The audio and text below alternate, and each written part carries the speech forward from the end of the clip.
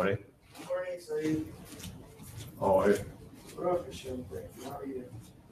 Oh, sure. I have the rush. I have the rush.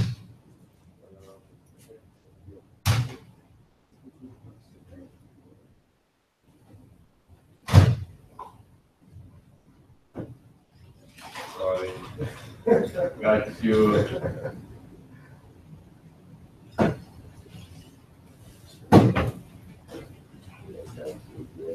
Morning. Morning. Is lady? I don't know. Huh? Not yet. No.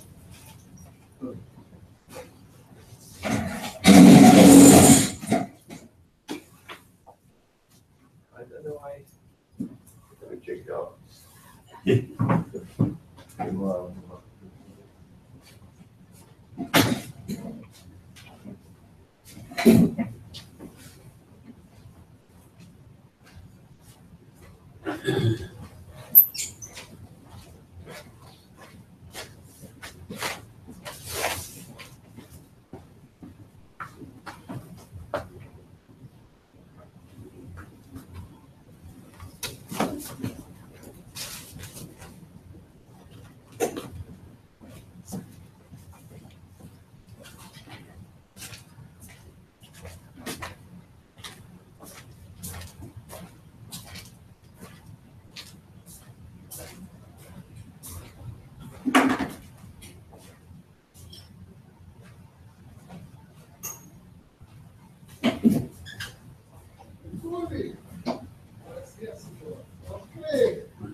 Morning.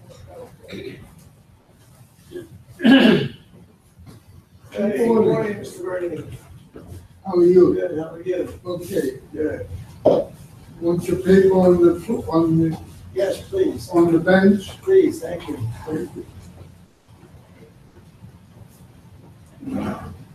Are you found a new customer? What? You found a new customer? No, for the Washington Times, Oh. not the other Baltimore Sun. He's my conservative friend. So he, oh, me? What? Me? Yeah, Yeah, right. Yeah, that's what you like. Yeah, it's sometimes the hardest part. Yeah, the most experience. Good morning, Moshe. Good morning. How are you? Wonderful. What could be bad? It's another day. I can learn Torah. Wonderful, wonderful people. All right. So let's start. Yeah, try to get it ready.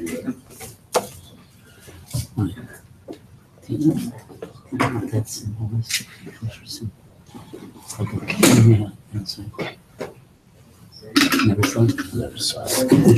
Yeah, Okay. doesn't mean anything. Right. No, I understand. I called the vibe. They said they didn't know. If they don't know. They used to be on the same product. It used to be OU. Right. I called the OU. They said all they can say is that plant which manufactures those two items had closed down. But they can only say for the OU. They can't say. Yeah. I think I'll try to email Rabbi Ivelitz. Yeah. He might know. Okay. Okay, sorry. Yeah. Good morning, Rabbi.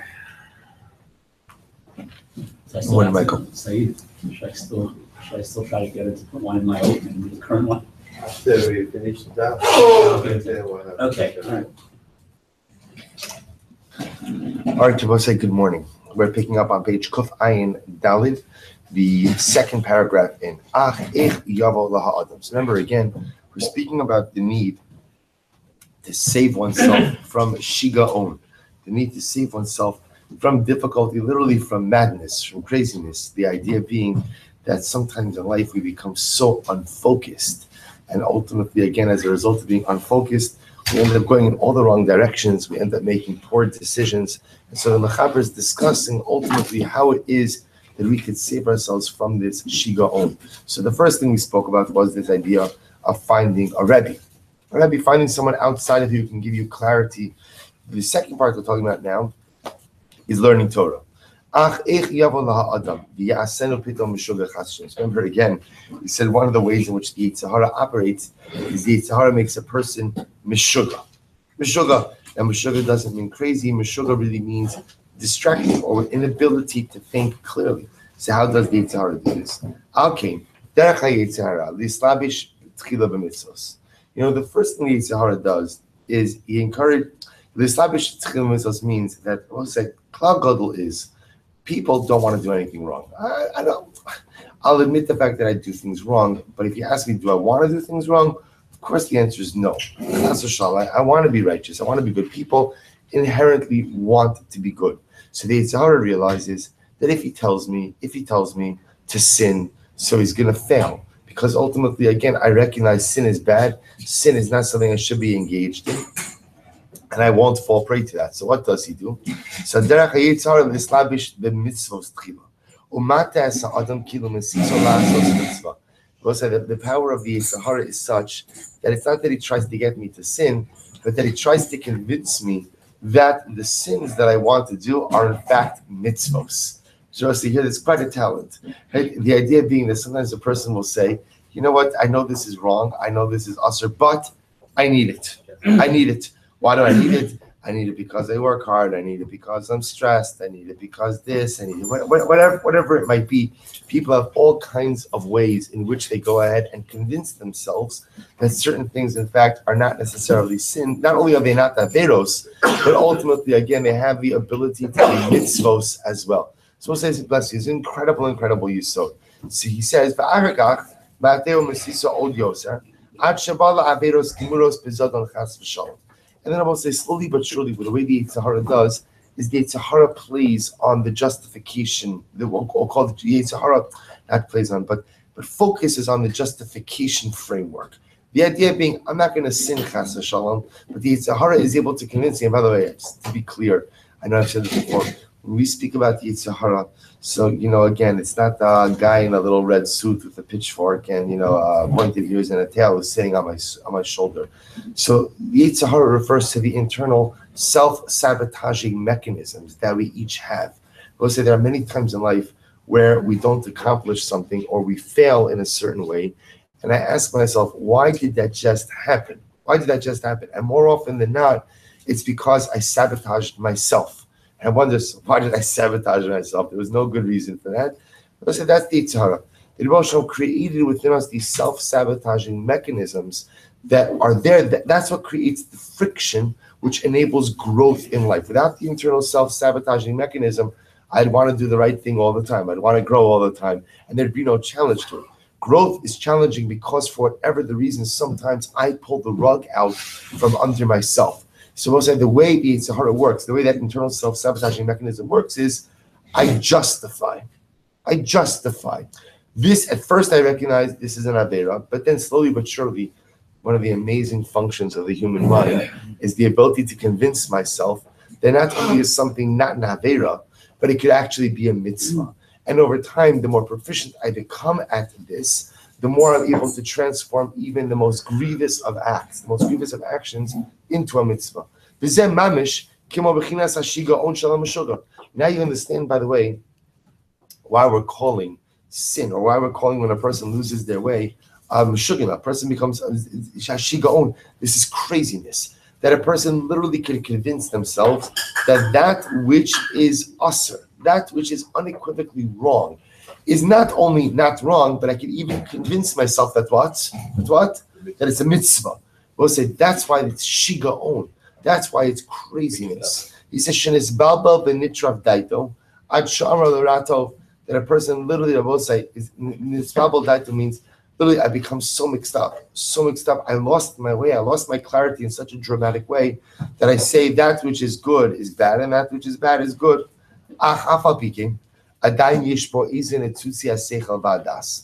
here's the incredible thing. That when it comes to the Jew, no matter how much I mess up, and no matter how much I lose my way, and no matter how much of the mishigas, of the craziness I get wrapped up in, I never divest myself fully of my holiness, of my seichel, and of my das. There's still some of it which resides in me.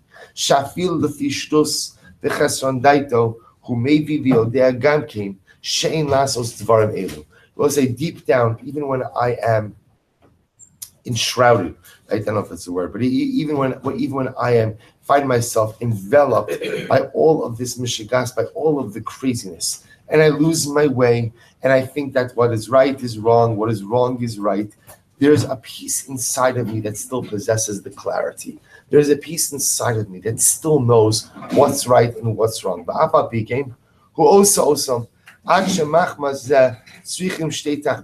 say, well, when I read this part, then we're going to stop for today. So we'll say, so the shaila is, so how do I engage in course correcting activity? So remember again, what the Mechaber is describing, I will say over here, is essentially based on the Gemara. Ein adam over avera, ela imki nichnas bo ruach shtus. Person only sins if a spirit of craziness, if a spirit of foolishness overtakes him. Sin doesn't make any sense, like we saw a few days ago. We saw that's the Gemara Masechah Sota. So as I say, the idea is, how do I get myself out of the shtus? How do I get myself out of the craziness? How do I get my life clarity back?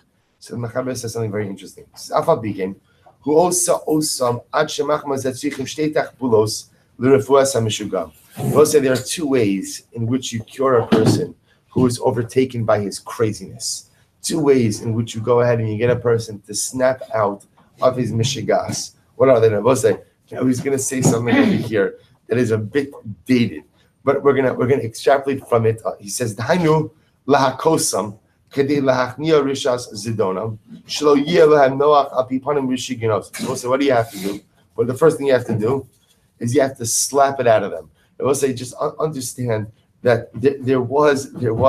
It is clearly incorrect and clearly again dated. But there was a conventional that if a person was acting in a crazy way, what do you need to do? Slap him. There was a person could have a clinical diagnosis. But this so what he's saying, doesn't mean it literally, but he means that sometimes the way to go ahead and get a person out of the fog of their shigaon is you slap them. Not literally, of course, but you go ahead and like a person sometimes just needs a little bit of an awakening. Person just sometimes needs something or someone to just jar their eyes open so that they can see that they're enveloped by the fog of the shigaon, that they're not thinking clearly. So we'll discuss what that slap is. Below Yas, he says, let's just stop here. Below Yas, so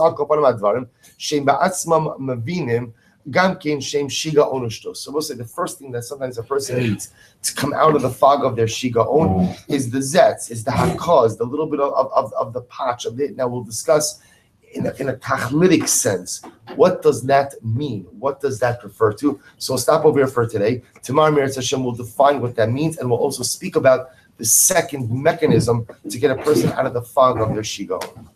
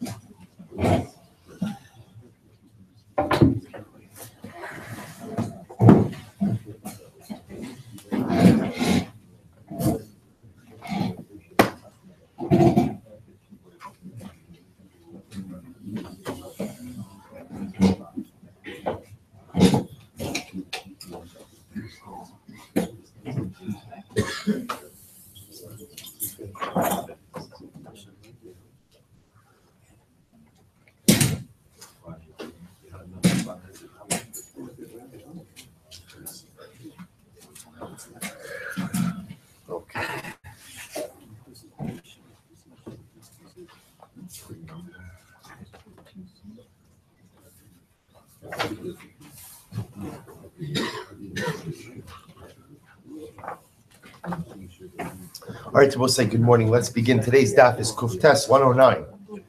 We are picking up on Kuf Ches Amud Beis 108b, and we're picking up a lot to do today.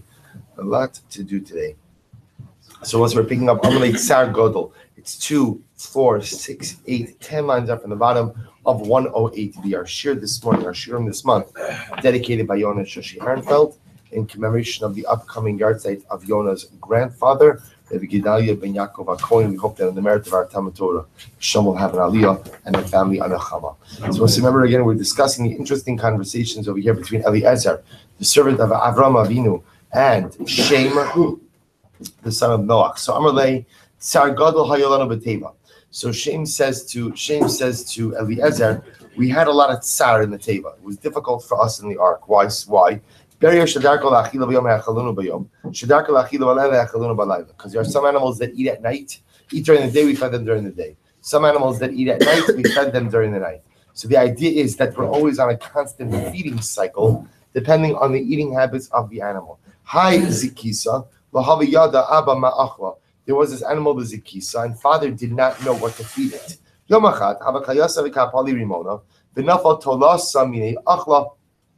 One day, father was eating a pomegranate, and as he opened up the pomegranate, a worm fell out, and the Zikisa went ahead and ate the worm. So father realized that from that day, so the Zikisa eats worms. So what did he do? Father would go and mix bran with water, and when I guess it would turn wormy, that's when the Zikisa would go ahead and eat it. Aryeh Ashisa Zinise. So we'll say, so now Shem goes on, he says, the lion, during the time that we were on the ark, it was seized by fever. Because Rav said, fever, interestingly enough, what does fever do? One of the things that fever does is it decreases appetite. So because of that, it was a little bit easier to manage the lion now that he was stricken by fever all of those days. So Rav said that fever, doesn't impact a person for less than 6 days, but not for more than 12 days. So the Gemara goes weiter. The Gemara says, Orshina, what is Orshina? So we'll say another type of animal. Orshina ashkechine avadagani besifna ditivusa. Father found that the Orshina, which was this animal, was living in its quarters, meaning it wasn't leaving its room. So Amarle, lo bais mezone. So father said to the Orshina, Orshina, do you not want to eat? Well, this is actually quite beautiful. Amarle, chazisech tahavat cherida. Amina lo etzarcha. So we'll say, listen to this. The Orshina said to Noach, I see how hard you have been working. I didn't want to be matriach you. It's like this incredible sensitivity on the part of the animal to Noach. Amarle, yehi rabba de lo tamos. So Noach said, it should be a Cholish Baruch Hu Orshina, that you should live forever. Shene Amar, va'omer im kani agava kachol arbe yamim. Amar Rav Chana bar Levi, Amar Shem Rabba leEliezer. Shem, the great man, said to Eliezer, Ki asu alaycha. So now we'll say, now after Eliezer asked Shem questions, Shem asked Eliezer questions. Ki asu alaycha malchim mizrach umarav, asun hechi aviditisu. So tell me, Eliezer, when you went to war, when Abram went to war against the 4 kings, how did you conquer them? How were you able to overcome them? Amarle, Aisiach lishbarach li Abram, va'osei miyemine, va'vishadinan afra. Gili v'havigire. So Kodesh Baruch Hu took Avram Avinu, sat Avram Avinu by his right side, and Kodesh Baruch Hu would throw dirt, and when dirt would be thrown, the dirt would turn into swords, and he would throw straw, and when the straw would turn into arrows. So miraculously, we defeated the 4 kings. Sheneh Ma'am Mizmor L'Dav Hashem LaHashem Shev Le'Yimini Adashis Ayvecha Hadom L'Raglachu Ksiv Miheir Mimizrach Tzedek. So we'll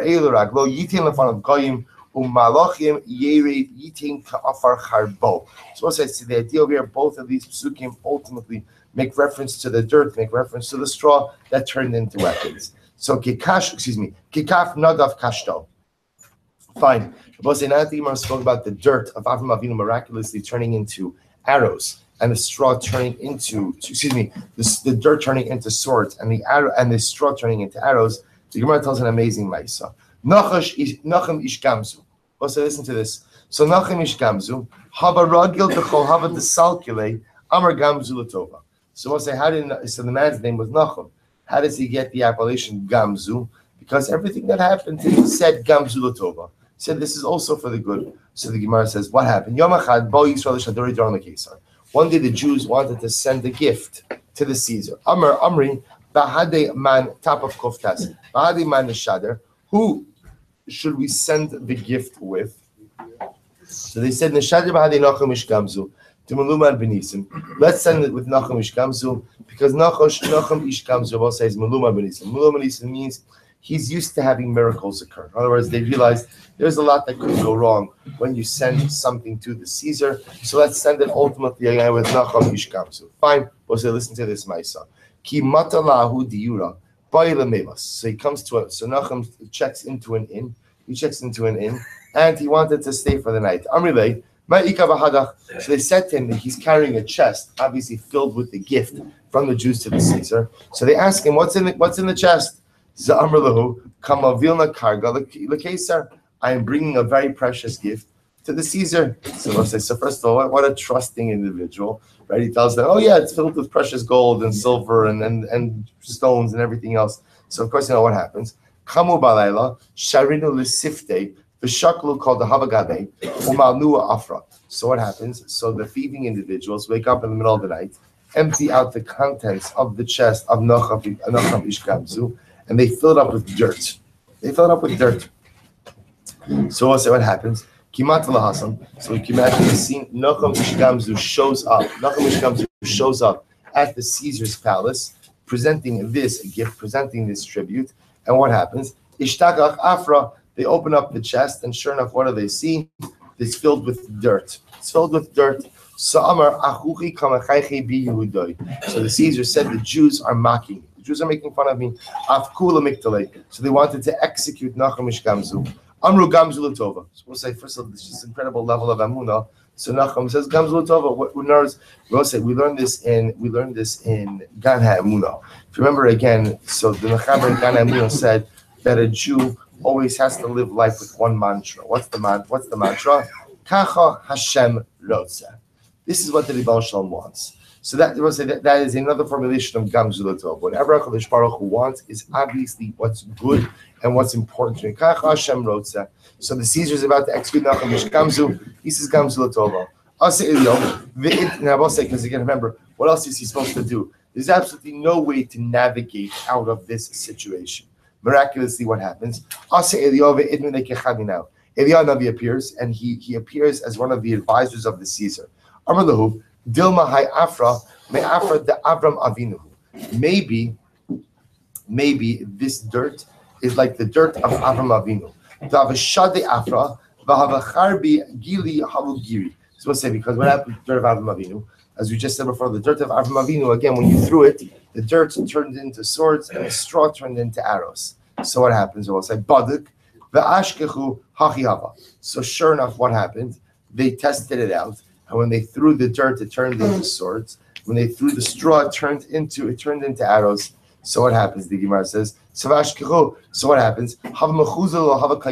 So apparently the Caesar and his army were trying to go ahead and conquer a particular city, and they were unable to go ahead and conquer it. Shadu me'ahu afra ale v'kafshua. So what happens? Rabbi says, so sure enough, they used this miracle dirt, and what happens? They were able to conquer the city. They had such gratitude to Nachum Ishkamzu. Ayluhu lebeginaza amri shakol denecha lecha. So he said to Nachum, listen, go ahead and we'll take you into the treasury. Fill up your chest with whatever you want. So what happens? Malye lesifte dava. Says sure enough, he fills up the chest with gold, and he's on his way home. Kihadar also, when he comes back to the same inn, so as one could imagine, the people at the inn were probably quite surprised to see Nachum Ishkamzu. They said to him, by the way, what exactly did you give the king? In other words, they played dumb. What was in the chest that you gave the king? So Nachum says, listen, my deshakli mehacha am hasam. Whatever I left with from here is what I gave the king. So we'll say, so now they realized that ultimately Nachum Ishkamzu gave the king dirt. Right? He was rewarded ultimately with all of this gold. So what happens? What do? Shakli inhu amtu lahasam. So we'll say, so what happens? These guys say, listen, if he can get rich off the dirt, we can get rich off the dirt. They fill up their own chests with dirt from the inn. They take it to the Caesar. What happens? We'll say there's only one problem. Their dirt didn't turn into swords. Their straw didn't turn into arrows. And unfortunately, again, they were all executed by the Caesar.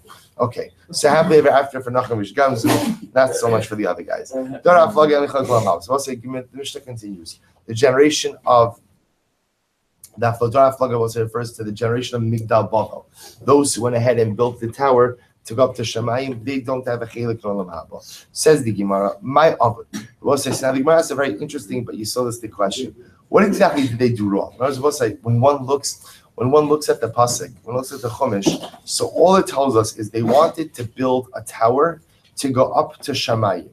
Okay, so what does that mean? Why do they want to go? What's the purpose of their going? And what's inherently wrong with that process? So says the Gemara, my Avod, Amri Debei Reb Shila, Nivne Migdal, V'nala L'Rakia, V'naka Osa V'Kardumos, Kedei She'azumo Meimav. So we'll say, so what happened? So according to Reb Shila, they wanted to go up to Shemayim, and they wanted, we'll say, to go and take their axes and create little holes in the Shemayim.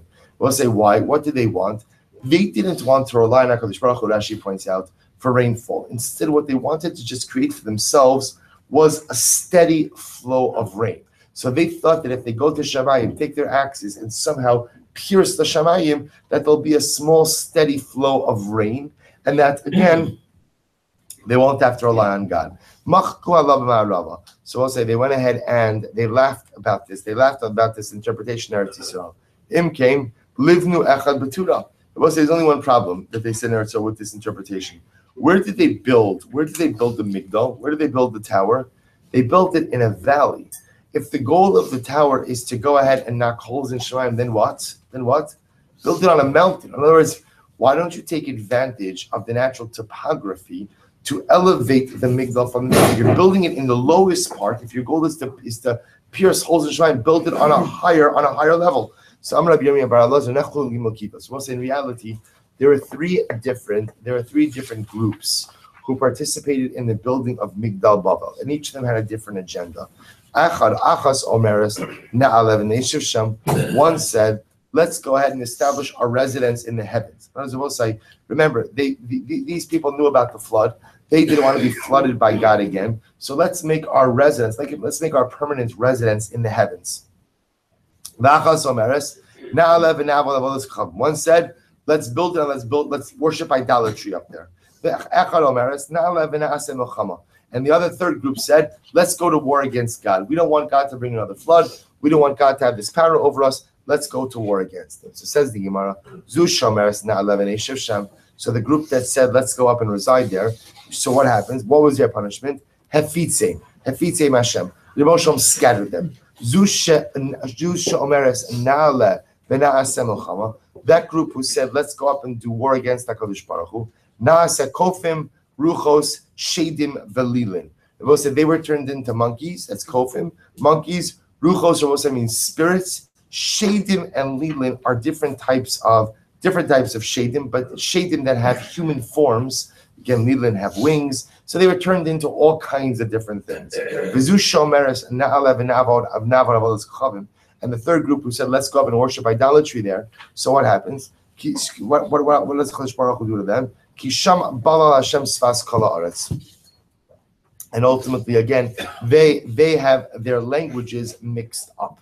Tanya, Rabbi Nassan Omer, Kulam Nushim Avodas Kacham Niskam. Rabbi Nassan says all of them wanted to worship idolatry. It was like second of the widest lines on Kuf Tes Amud Aleph. All of them wanted to worship idolatry. Ksiv Hacha Na'as Elanu Shem Uksiv Hasam V'Shem Elohim Acherim Lo Saskiru.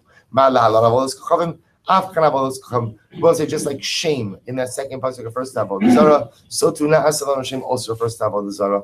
Am Rabbi Yochanan Migdal Shlish Nisraf Shlish Nivla Shlish Kayim. So what Rabbi Yochanan says, when it comes to the Migdal Bavel, third of it was burnt, third of it was absorbed into the earth, right, sunk into the earth, and a third of it still stands.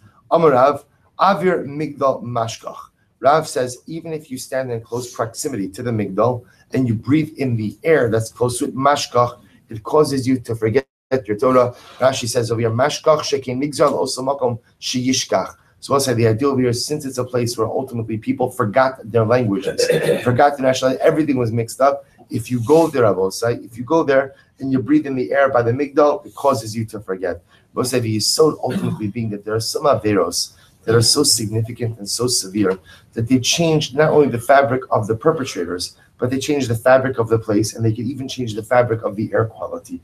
That's how profound the sin could be. That's the incredible profundity of the impact that Avera could have. If you go today and you stand by Migdal Bavel, wherever it is, and you breathe in some of its air, you're still impacted by the chait of those who built it. Amar Rabbi Yosef, Bavel u'Borsif. So what Rabbi Yosef says, Bavel and Borsif, Simin Ra La Torah.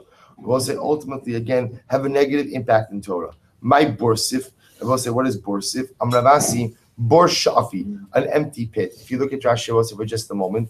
Bavel Borsif Simin Ra La Torah Shemashkichan Halimud B'pnei Shomdin Ba'avira Migdal. If you go out and you stand in Babel or you stand in Borsif, I will say these are apparently places. So it's not good because the air is such that you will forget your turn. I will say, obviously, you can't be referring to all of Babel because Babel was a major center of Torah. But apparently, in the area where the Migdal was built, where the tower was built, again, the impact of that negative act was so profound that even if you stand there today and you breathe in the air around the Migdal, you forget your Torah. Anshe Stom. So we'll say next. Anshe Stom. We'll say this is amazing because this is this week's parasha. Anshe Stom. The people of Stom have no portion in the world to come. Tanrabanan. Anshe Stom. The people of Stom have no portion in the world to come. Shene Emar, because the pasuk says, "Anshe Stom roim v'chatam la'Hashem ma'od." The people of Stom, we're literally about to say roim v'chatam. We're evil and sinners to Hashem. Roim ma'od, very much. Roim b'olam hazeh. They were evil in this world. V'chatam li'olam haba, and their sin remains with them in the world to come as well. Amar Rabbi Yehuda. Roim begufon, bichatam amonim. Rabbi Yehuda's different interpretation. He says they were evil with their bodies, or as they physically sinned, and chatam, and they sinned with their money as well. We'll discuss also what this means. Roim begufon dichsiv, they were evil with their bodies because the pasuk says, ve'ech es sa'ara gdola hazos, v'chatasi le'elokim, v'chatam amonam dichsiv, v'ya b'chachet. LaHashem, what does it mean that they sinned LaHashem? Zu birkas Hashem. We'll say this refers to the fact that they cursed God. Ma'od, she'neskavdim v'chotin. I will say that they sinned lahachis, right? That their intention with their sin was not only for physical pleasure or enjoyment, but to rebel against the Chodesh Baruch Hu. We learned that Ram Monam, they sinned with their money, and they were chatam, they sinned also with their bodies. Ram Monam dechsev, v'ra einecha b'achecha evion, v'chatam begufan dechsev v'chatasi la'elukim. La Hashem, what does it mean that they sinned to God? Zu birkas Hashem. This refers to the fact they cursed God. Ma'od zu shlichus damim. What does it mean that they sinned greatly? This refers to the fact that they shed blood. Shnei Emar kam dam naki shafach nashi b'shayim harbe ma'od. Tan Rabbanim. So we'll say now we're going to spend a little bit of time actually getting into the abhorrent behaviors of the people of Sodom. What exactly they did. Tan Rabbanim. Anshe Sodom. First of all, the Gemara says, what is it that causes a society to experience such a downfall? You know, that's the fundamental question. If you believe in the fact that people are inherently good, which I will say is what we in fact do believe, that people are inherently good. So what causes good people to ultimately become so bad? So the Gemara says, listen to this.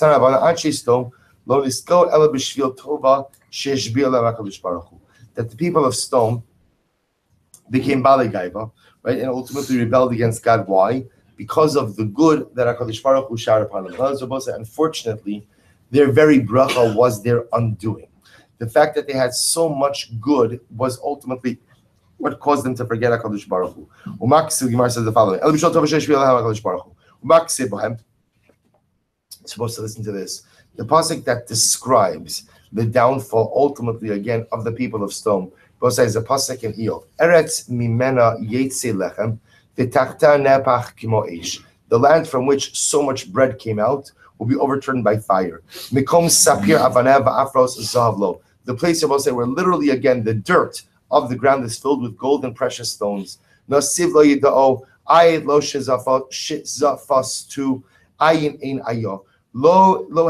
b'nei shachatz lo ada alav shachatz. So we'll say the Navi over here in Iyov is describing a society that is so wealthy, that is so affluent, that has everything, yet what turns against the Chodesh Baruch Hu? Amru, v'chimi achar sharetz v'yani yatsa lechem, v'afos zav lo. So we'll say, listen to this, what do the people say? The people said, listen, we're so affluent. The land produces bread. The very dirt is filled with precious stones and gold. Lama lanu ovrei drachim. Why do we need visitors? So we'll say, what they were saying is, we need to stop with the hospitality. Why should we stop with the hospitality? Because at the end of the day, again, having guests, right, having all of these travelers depletes our national wealth. So we should just pass a law, no hospitality in stone. Because we'll say the only thing that guests in stone do is what? They deplete our resources. So let's forget the laws of hospitality from our land. No hachnasas arachim, which I will say is incredible. That's why you see again the parsha begins by highlighting ultimately the hachnasas arachim, the hospitality of Avraham Avinu. So when you see that in a place like Stone, there is no hospitality. What ultimately Chazal are telling us was Stone was the antithesis of Avraham Avinu. Stone was the antithesis of Chesed. Shne'emar Peret Soparas Nachal Me'ama Gar HaNishkachim Mani Regel Dolu Me'enosh No. So Darash Rav Amay Dichsev Ad Anato Siso Al Ish Tiratzcheu Kulam Kikir Natoi Gedar Duhuyo. What's the meaning of this pasuk? Malame, listen to this. What do they do in Stone? Shau Nostim Eineim Ba'ali Mamon Umoshivin Osa Eitzal Kir Natoi. We'll say if somebody came to Stone and he had a lot of money. So what would they do? They would give him, of course, a seat of great covet in the city. It just happened to be that what was the seat next to? The seat was next to a wall that was leaning. So what would they do, Rabbi saying? They doken osar love, and once he was seated, they would push the wall upon him and they would kill him. They would kill him. Rabbi said, the law of Stone was that if you died in Stone, your possessions became hefker to the residents of Stone. So if somebody became, we're going to see, I will say, Stone was a place of incredible laws, meaning it was a highly legislated society. Just the laws were ridiculous. But we'll see what the logic is there, why you would legislate such depravity. So we'll say the idea over here is, they would go out and they would find, they would push the wall on them, they would die, mafkir and etzl, excuse me. We'll say, what's the meaning of the pasuk when the pasuk says over here in Eov, "Chatar b'choshech batim yomam chitmu lamo lo yadu or." So we'll say literally the part that it's focusing on over here is chatu b'choshech batim. They would tunnel at night into the homes. What does that mean? So we'll say, listen to this. Malamed she'nostem name of bali mamon. We'll say somebody came to town and he had a lot of money. So what would they do? Umafkidin esva farsimon. So we'll say a wealthy person would come to town. It's close to refer to one of the residents. They would go ahead and they would say, on behalf of the people of Stone, we would like to present you with the gift of Afar Simon. We'll say Afar Simon is balsam oil, which by the way is very expensive, but also has a very strong smell. So they present him with Afar Simon, a real gift. So we'll say, what would happen? So the wealthy individual, because Afar Simon was so expensive, would go ahead and place the Afar Simon with all of his other treasures. Whether a person was visiting or they lived in Stone, he placed the Afar Simon where he kept all of his money. So we'll say, what would they do at night? The people of Stone would pick up the scent of the Afar Simon, and by doing that, what would happen? They would be able to discover where the individual was hiding his wealth. And they would come, they would tunnel in at night, and they would still, it's like, I guess it's like a biblical tracking device, right? So wherever they would be able to pick up the scent, like a dog, they would pick up the scent and they would know where the wealth is. Shne'emar, Yoshuv l'erev yamu kekelev, v'yasovu ir ubayim v'chotrim sham, v'notlin oso mamon. So they would come tunnel into the house and they would take the money. Anum halchu mebli levush, ven ksus b'kra, chamar yisomim yinagu, yichablu shar, amano gvulos yasigu. So here the Gemara is quoting. The Gemara is here quoting from a number of psukim in Eov. So Aram Yalino Mibli Levush, Vinixus Bakara, Chamar Yisomim Yinagu, Yachablu Shoramana, and Gavulos Yasigo Eder, Gazlu V'Yero. So I'll say, what does this all refer to? I'm sorry, one pasuk. V'Hulik Kvaros Yuval, V'Al Gadish Yishkod. So Eov is describing the depravity of Stone. So we're going to interpret each of these things. Listen to this, I'll say. I'm sorry, let me read that again. Listen to this. One time in the city of Tzipori, Rabbi Yossi was giving a shir. And what was he giving a shir on? The depravity of the people of Stone. And he would describe the ways in which they discovered where people were hiding their money. And they would tunnel in at night and go ahead and rob the people staying in Stone. So Rabbi Yossi gives this shir in Tzipori. Rabbi Yossi, what happens? Get ready for this. What happens? That night, there are 300 robberies in Tzipori. We'll say, what happened? People listened to the shir, right? And what did they do? Right? They made it halacha l'maisa. They tunneled into other people's homes and they stole their money. What happened? Asa became a sarule. That next day, people came, the Balabatim came, and Rabbi say they started beating up Rabbi Yossi. Now, why did they beat up Rabbi Yossi? Amrulay, Yahaves Orcha Liganavi. What did you do? You gave strategies to the thief. So let's listen to this exchange. Amrullahu, Mihavi Adana the Asa Gandhi. Did I know that Ganavim come to the shir? Rabbi Yossi like, I'm happy if anyone comes to the shir. Right? You know, at the end of the day, again, am I to know that thieves and unscrupulous individuals are coming to the shir? Kinach nafshe, just as an aside, the Gemara says, when Rabbi Yossi died, so the Gemara says, Shafa merzavi de tzipori dama. The gutters of Tzipori ran with blood. What's the idea over here is, this has nothing to do with the previous story. This has to do with the fact that Rabbi Yossi lived in Tzipori, and when Rabbi Yossi died, it was a dramatic loss, not just for Klal Yisrael, but specifically for the people of Tzipori. They had such a tzaddik who lived in their midst. Amri, de'is leichad tura. So we'll say another example of the laws of stone. De'is leichad tura, mari chad yoma. If somebody had one ox, so we'll say, so it's interesting, stone had like, you see like a shtickle socialism or communism as well. Meaning there was like collective responsibility for the assets of the city. So for example, again, the Gemara says, the law in stone was that if you have one ox, you have to take 1 day, whatever it was, 1 day a week or 1 day a month, of grazing all of the oxen in stone. Okay, but yet interestingly enough, the less say if you have no oxen, lir a treyome. You have to graze all of the oxen of the city for 2 days, which I will say, of course, makes absolutely no sense. If you're going ahead and you have one ox, so you're grazing your ox anyway. So take responsibility for the other oxen of the city. Of course, it's more of a job, but you're doing it anyway. If you have no oxen, then what? You're not pasturing anything. And therefore, again, Lamaisa, to make you take 2 days off of whatever your profession is in order to graze the animals is ridiculous. It's ridiculous and it's punitive. So I will say, listen to this. Ho Yasma Bar Malta. There was once an orphan who was the son of a widow. How would they tour the mare? So I'll say what happens. Ultimately, again, one day he had no oxen himself. He was given the oxen of the other city people to graze. What does he do? This kid has enough of this. Shaklinu bikatlinu. He kills the oxen. So what does he do? Amrlahu, and he said, so we'll say now there's an issue of what? All you have is carcasses, but the carcasses are still valuable, because what can you do with the carcasses? The carcasses have a hide. So the young man says, well, here's the deal. If you have an ox, you get one hide. The less they turn, and if you have no oxen, you get 2 hides. So Amrulay, my hide. They said to this kid, what are you talking about? He says, what am I talking about? What are you talking about? Amrlahu, sof dina ketchilas dina. The end of the law should be like the beginning of the law. Matchilas dina de isleitura meri chad yoma. Just like you guys legislated that you have one ox, you have to pasture the whole flock for 1 day. And what? The less they tura, mari treyome. And if you don't have any oxen, you have to pasture the flock for 2 hours. You created a situation where if you have no livestock, you have heightened liability for the collective flock.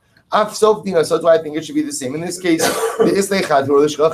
so he who has one ox should get one hide from the dead oxen, the less they tura, but he who what? He who has no oxen, lishkol trey, should go ahead ultimately again and get 2 hides. So we'll say what the resolution is, the Gemara doesn't tell us, but the point I will say is the depravity of the legislation in stone. We'll discuss this in greater depth in just a moment. We'll say we're on Kuf Testament base 109b, 2, 4, 6, 7 lines after the top.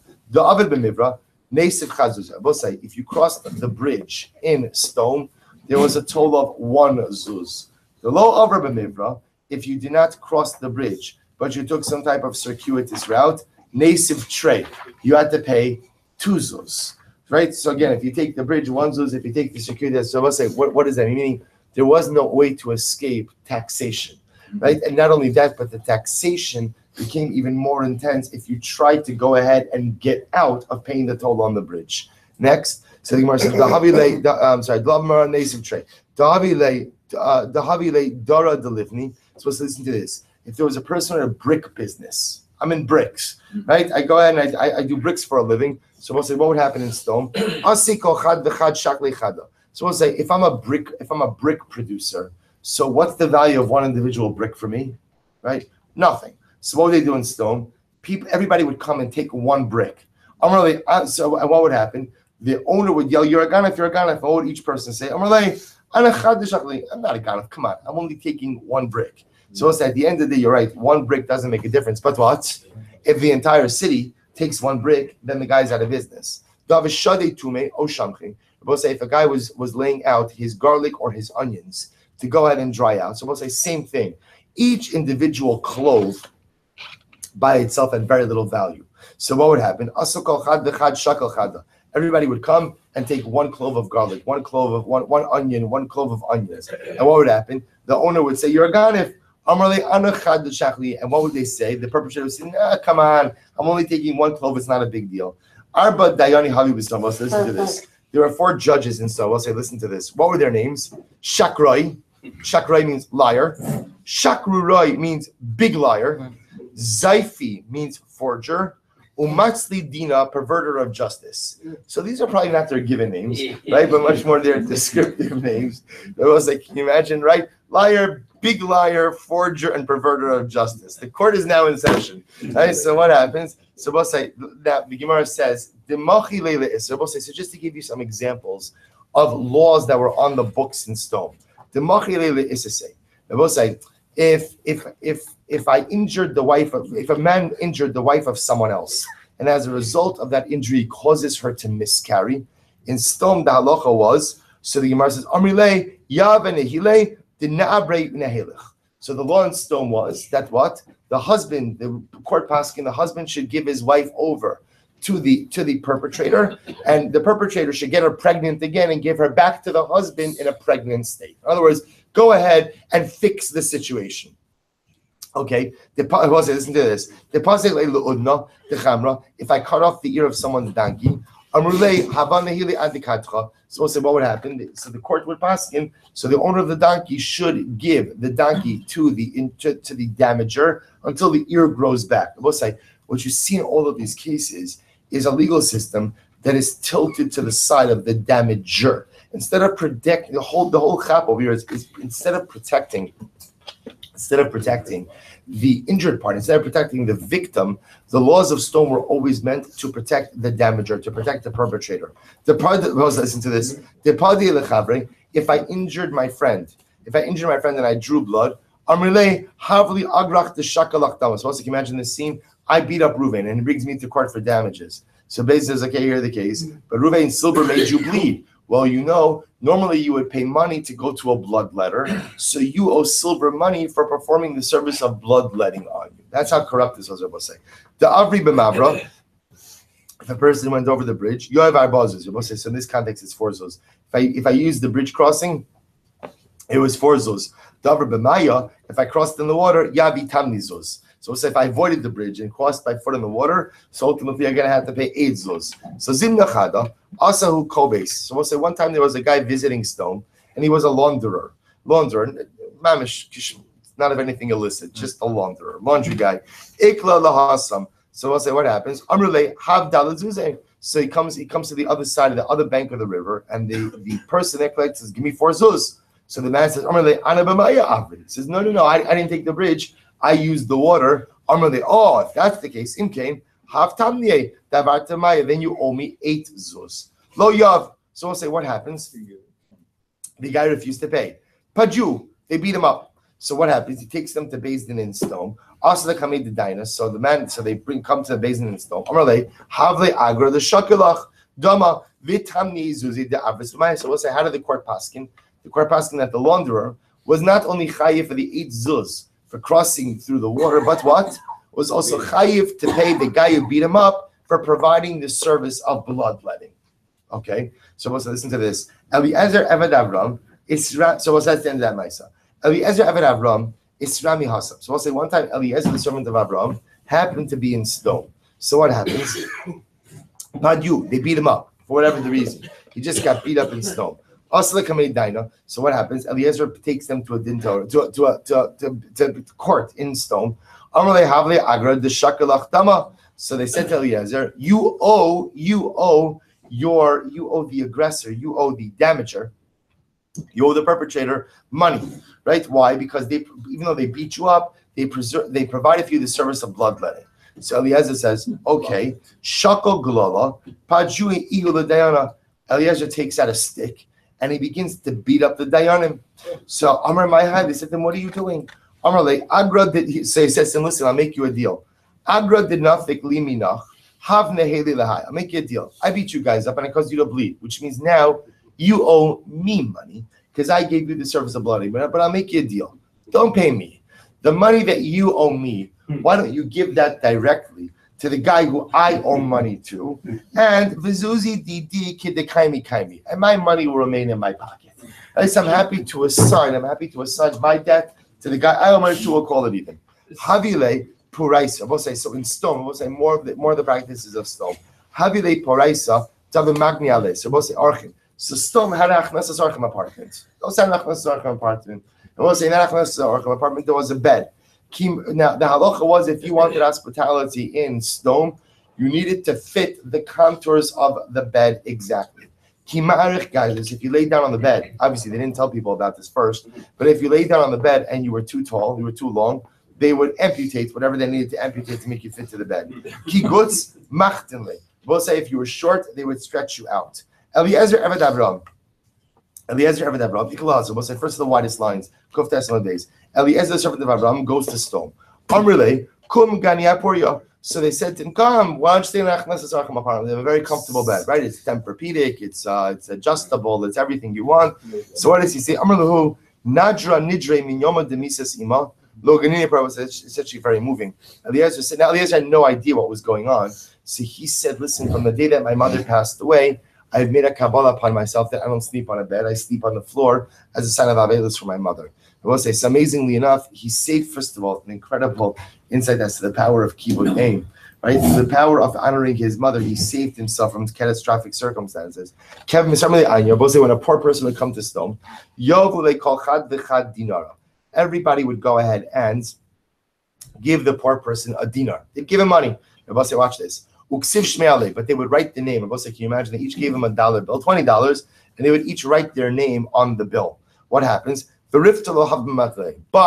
they would remember again, because Achnasas Archim was outlawed in stone, no one would give him bread. So the guy made out okay with his cash collection, but he received no bread, and therefore what? He died. When he would die, everybody would come back and take their money. Now, I don't want to take someone else's money. I want to take my money. How do I know which is my money? Because I wrote my name on the bill. So the Gemara goes right there. So the Gemara says, so we'll say ultimately again, they agreed upon between themselves. We'll say part of the laws against Achnasas Archim was that if you invited someone to your party, to your chassan or to something else, they would disrobe you. Thousands of people would just steal your clothing, mamash, from right off the back. Meaning they would publicly humiliate you in an effort to go ahead and prevent people from inviting guests to public functions. When we say guests, even people at a stone. So we'll say one time there was a wedding in stone. Eliezer shows up in town. Of course, we'll say, what's the problem? The problem is he doesn't need money. He's wealthy, but he can't buy bread anywhere. So the man is starting. What does he do? Eliezer shows up at this sodomite wedding, right? And what happens? He sits down. He sits down at the table with all the other guys from stone. Amrile, man azamnach. So I said to Eliezer, who invited you? Who invited you? They must understand. So the biblical norm in times of weddings, and it's even through times of the Mishnah, as Rabbi said, it was understood, chasanas were open to the public. And specifically, who showed up at chasanas? The poor. The poor and the indigent, because it was their opportunity to get a good meal. And this was, it's actually very beautiful, this was the norm. This was the norm. So Eliezer shows up. He's not poor, but he can't get any food anywhere. So he shows up and says, no, who invited you? Therefore, at this point in time, Eliezer realizes that something is up. So what does he do? This is amazing. So what does he do? I'll say, he turns to the guy next to him and says, oh yeah, this guy, he invited me. Therefore, I understand. Poor guy, poor sodomite, right? What's about to happen to him? I will say, he is about to be seriously humiliated because now he's the guy who committed the cardinal sin of inviting a guest. So what does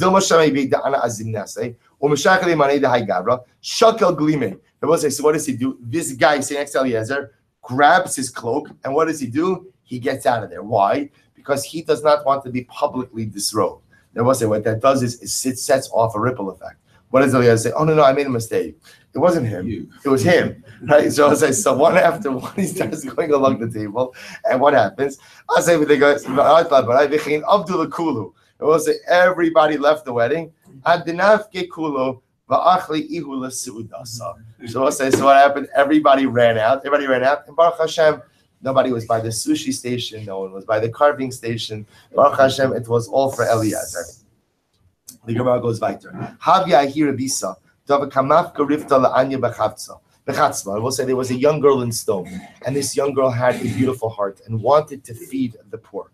Now you could not feed the poor without fear of repercussions. So what she would do is she would hide bread inside of her water pitcher, and when no one was looking, she would give bread to the poor. Iglai milsa. We'll say so. It became known. People found out what she was doing. So how did they punish her? Shafua duvsha. They literally smeared her with honey. V'ukma al igar shura. And ultimately tied her to the top of the wall of the city. Asa zibura v'achlua. And she was literally she was eaten by the bees. What it probably means is she was stung repeatedly to the point that she died. That's how they punished Chesed in Stone. So the Gemara says, "Vayomer Hashem zakas Sodom va'amor ki rabba." Rabbi Yehuda, so we'll say that's what Hakadosh Baruch Hu says. This week's parasha, Moshe says to Avram Avinu, the cries of Stone are too great. So the Gemara says, "Rabba va'amar Rabbi Yehuda amar Rab al iski riva." Play a little bit of play on words because of what happened. We'll say Riva is the young girl. So we'll say, what do you see from here? In other words, what's the whole yesod of Stone? Stone, we'll say, is institutionalized corruption, institutionalized depravity. But so we'll say, Rav Hirsch, this, we mentioned this before. Rav Hirsch, this very quickly. First, what's the difference between Avodah Zarah and Avodas Hashem? What's the difference? The difference is that in Avodas Hashem, I have to make myself in God's image. In Avodah Zarah, I make God in my image. In Avodah Zarah, I decide what I want, and I make the framework around that. I will say, what did they do in Stone? They decided what they want. They decided what they want or what they didn't want, and they created a legal system that went ahead and corresponded to their own needs. I will say, now, what's the danger of that? The danger of that is it allows you to be as immoral, right, as morally bankrupt as you want to. And what can you hide behind? What can you hide behind? It's not me. It's the system. It's the system. They created for themselves, and the danger is, unfortunately, we do this all of the time. Obviously, not to this degree, but we create for ourselves today. So we won't call it stone. But people love to create their own hashkafas. This is my hashkafa, right? Now, where did you get that hashkafa from? Right? Is the hashkafa in alignment with Shulchan Aruch? Right? Did you seek out some higher das to figure out that hashkafa is good? And we'll say, people live according to their hashkafas. Now, where do those hashkafas come from? Let's be honest. A lot of times those hashkafas come from, I want to do A, B, C, D, and E. So now let me create the hashkafa around those things that allows me to do it. So we'll say, unfortunately, that's midas sdom. The way a person first has to ask themselves is, what is the Ratzon HaBorei? What does it? Am I done? Right? What does HaKadosh Baruch Hu want? What does the Ribono Shel Olam want? And then ultimately, again, I formulate my hashkafas, I formulate my rules, I formulate my life construct, not around what I want, but around what HaKadosh Baruch Hu wants. And also you see that unfortunately, again, if I formulate my hashkafas, my beliefs, my ideas around what I want, unfortunately, again, that begins the downward spiral towards Stone. Let's go back there. So the Gemara says, so also remember again, the Mishnah said that the Meraglim, the spies, have no portion in the world to come. So Pasuk says, they died in this world, and a plague the olam haba. So we'll say the idea is, since the Torah goes out of it to discuss two forms of death for the Meraglim, one is in this world, one is in the world to come. Adas Korach the group of Korach's assembly has no portion in the world to come. Shne'emar v'techas aleim haaretz. So we'll say, because the Pasuk says, and the earth covered them up b'olam hazeh, in this world. Vayovdu mitoch hakal olam haba. They were lost from amongst the kal in the world to come. Div Rabbi Akiva. Rabbi Eliezer Omer Aleim Omer Akosov Hashem Memis Mechai Mor Shavei. Rabbi Eliezer says no, it's not true about them. The pasuk says God puts to death and brings back to life. Morid Shol takes people down to the depths, Vayal, and brings them back up. But say ultimately again the concept being that even the assembly of Korach has a redemption. So we'll say fundamental machlokas as to ultimately what happens with Adas Korach. Adas Korach the Eidah, the group of Korach, doesn't have a portion of the world to come. Shne'emar v'techas aleim haaretz b'olam hazeh vayovdu mitoch hakal olam haba. Divrei Rabbi Akiva. Rabbi Yehuda ben Meseira Omer Harein ka'aveda mispakeshes. Rabbi Yehuda ben Meseira says no. Adas Korach, I will say, is like a lost object that is sought out by its owner. Shene Emar, as the pasuk says, Ta'isi keseh oved bikesh abdecha ki mitzvosecha lo shachachti. Vayikach Korach. So we'll say again, you see this fundamental tension amongst the opinions about what is the end result of Adas Korach.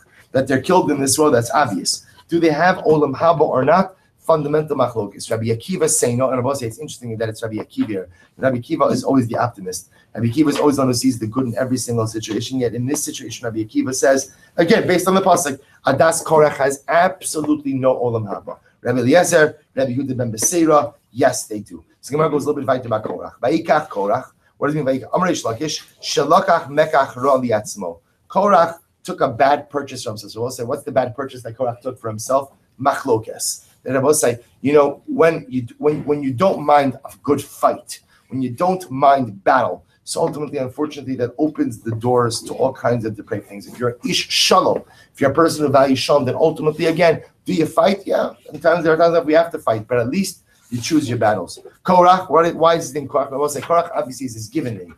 What Chazal are saying is that there are deeper symbolisms embedded in that name. Korach, Shenasu Karcha, Be Yisrael. Literally, he made a bald spot in Klal Yisrael. He caused people to be lost in Klal Yisrael. Ben Yitzhar, Sher Siach Alav es Kala Olam Kitzar Rayim. Ben Yitzhar will say that ultimately, again, he caused, literally, Sher Siach Alav, he caused divine vengeance to ultimately shower down upon him like the heat of the midday sun. Ben Kahas, Ben Shekia Shinim Olidav. Literally, he blunted the teeth of those who gave birth to him. In other words, he embarrassed his grandparents and his grandparents. Ben Levi, Ben Shenas Levaya Begehenim. He's ultimately again a man who took an entourage with him to Gehenim. The Lechsham Nami Ben Yaakov. So we'll say if we're already saying Korach Ben Yitzhar Ben Kahas, why not go ahead Ben Levi? Why not go ahead and say Ben Yaakov? Right? Why not take his genealogy all the way back to Yaakov Avinu? So and we could darshan Ben Sha'akiv Atzmal Gehenim, the son, right? The child who ultimately again jumped into Gehenim. Amrav Shmuel Bar Yitzchak. So Yaakov bikesh rachma latzmo. Why not? I will say because Yaakov asked for rachamim. What was racham? Shenemar besodam al tavo nafshi ubekelam al techad kivodi. Besodam al tavo nafshi. What does it mean? Besodam in their secret, right, or in their midst. My soul shall not come. Elu meraglim. This is Rabbi Yaakov David that his name not be associated with the chita meraglim. Ubekelam al techad kivodi ze adas korach. And we'll say, what does it mean again? And in the midst of their congregation, may my covet not rest. This is the first Adas Korach. Both said Yaakov Avinu Davin, that his name not be associated, even though we all know, but that his name not explicitly be associated with these two terrible events: the event of the Meraglim, the event of Korach. Both will stop over here. We're going to pick up with the rest of the Korach narrative tomorrow morning.